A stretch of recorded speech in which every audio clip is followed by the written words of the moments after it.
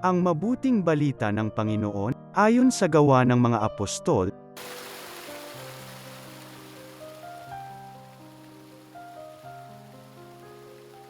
Nang sumapit ang araw ng Pentekostes, nagkatipon silang lahat sa isang lugar.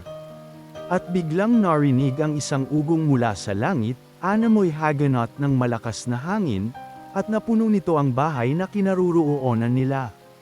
May nakita silang wari mga dilang apoy na lumapag sa bawat isa sa kanila.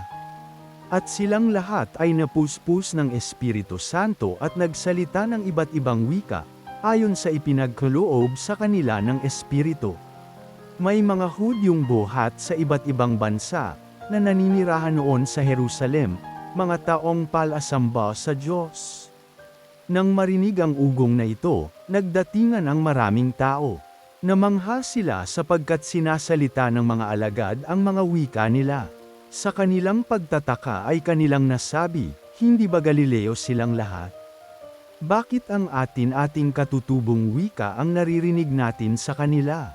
Tayo'y mga taga-Parsya, mga taga-Media, mga taga-Ilam, mga naninirahan sa Mesopotamia, sa Judea at sa Cappadocia, sa Ponto, at sa Asia.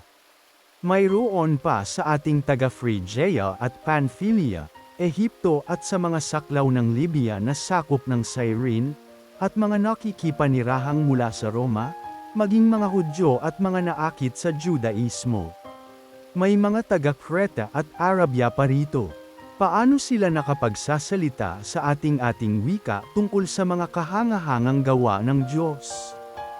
Ang mabuting balita ng Panginoon.